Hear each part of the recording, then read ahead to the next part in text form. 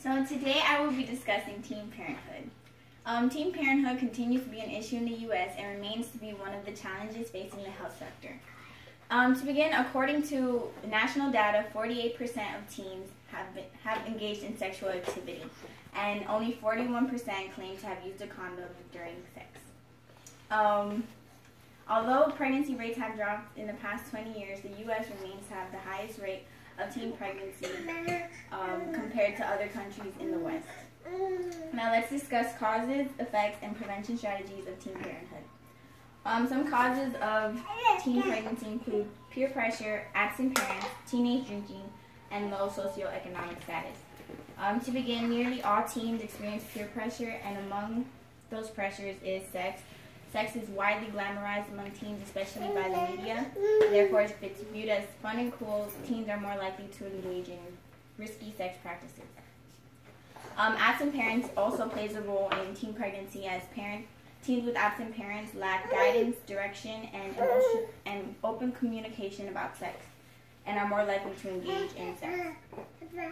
Teenage drinking is actually a leading cause of teen pregnancy because when teens are under the influence, they're less alert and more likely to engage in risky sex practices. Low socioeconomic status also plays a role in teen pregnancy, as people from poorer backgrounds have less access to quality education and employment opportunities and are more likely to engage in risky sex practices. Moving on to effects. Some effects of teen pregnancy are medical complications, juvenile delinquency, emotional crisis, delayed education, and the cycle of teen parenthood. Teens are at high risk for medical complications such as premature birth, neonatal mortality, and high blood pressure. And this is due to stress and inadequate medical care. And they're also at high risk for emotional crisis and postpartum depression because of the unplanned and many times unwanted pregnancy.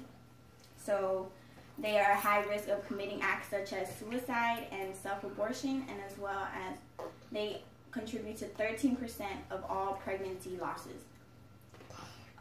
Juvenile delinquency is among many teen fathers, as they are more likely to become juvenile delinquents than non-fathers.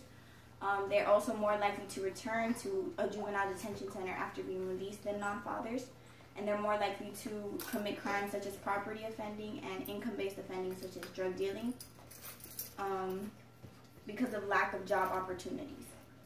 And also, delayed education is a very common one, as only 38% of teen moms complete their high school education, and only 2% complete their college education before the age of 30.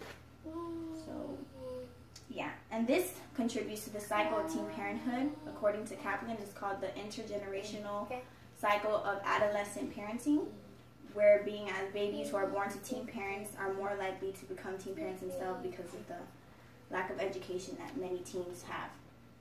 So, yeah, some prevention strategies of teen pregnancy include, of course, abstinence. Many teens have to learn abstinence because it's important for them to delay sexual activity, as it's really a mature activity that only adults should engage in. But if a teen is engaging in sex, it's important to teach them about birth control options such as the Depo shot, IUDs, and birth control pills. And there are also over-the-counter birth control options such as the morning after pill, condoms, and spermicide. And lastly, there should be government-funded programs that educate students from elementary all the way to high school on teenage pregnancy prevention.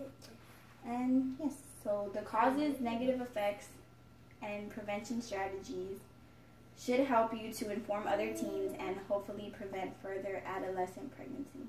Thank you.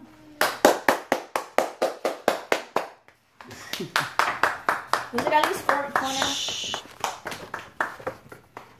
It was